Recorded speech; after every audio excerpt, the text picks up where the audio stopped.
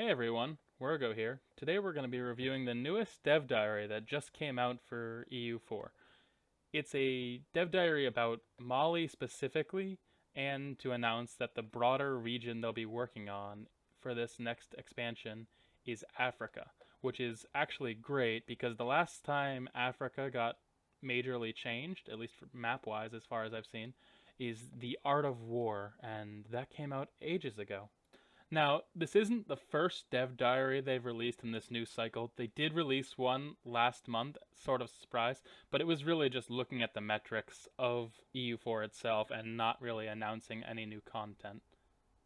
But this week they changed that and decided to announce new content. It's really just Mali so far, and they kind of gave it a Majapahit style decline disaster, which I don't hate, honestly.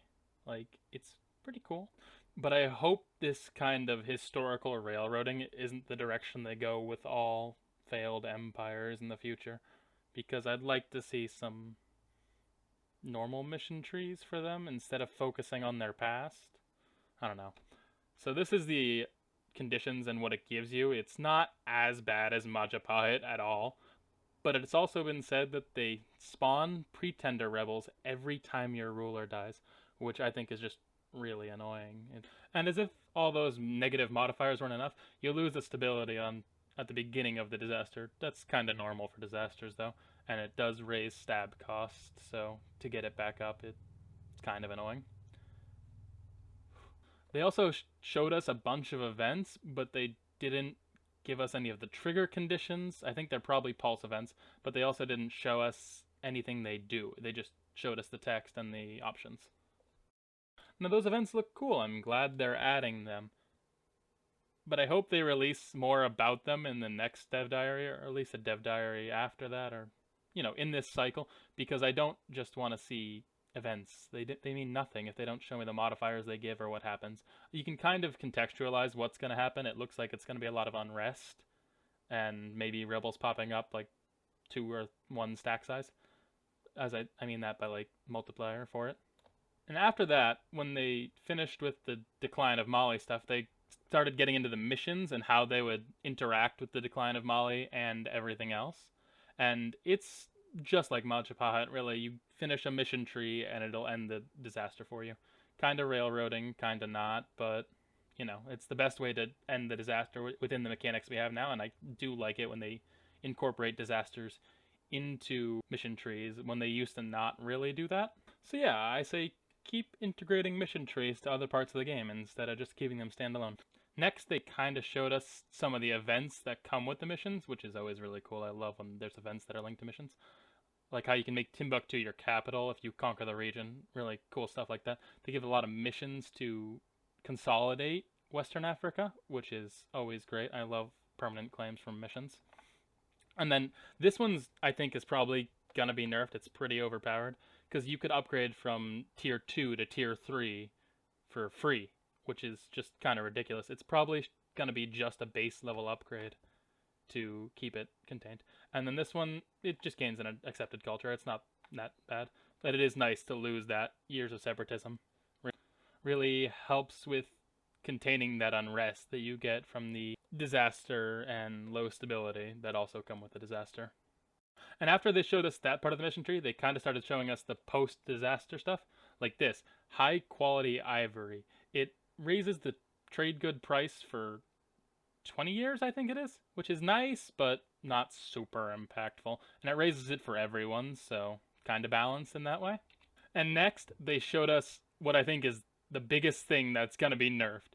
It removes all depletion chance from your gold mines and all inflation from gold mines, which is just so unbelievably overpowered. I can't believe they even thought it was a good idea, because with the current state of concentrate development, you could make a 3,000 dev gold mine that never depletes and doesn't give you any inflation, and that's just so broken it doesn't comprehend in my mind how they think it could be a good idea. And then they showed us how you're supposed to use all that super broken gold. You can use an event that completely destroys European trade-based economies and it costs a lot, but it's still so broken that I don't think it should be allowed. They did say it doesn't do as much damage to players. It does 10% of the damage to players that it does to AI, which I just don't think makes sense. If you want it to do damage, make it do equal damage to everyone. Don't split it up between AI and player. Now here I brought up just the event and what it does to Genoa because they have a lot of trade as percentage of their income.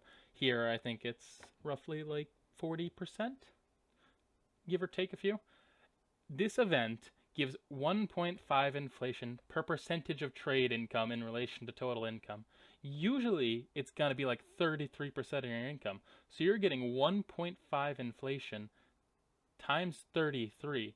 It's an insane modifier that should never be added to the game. There is no other thing in the game that is this singly overpowered.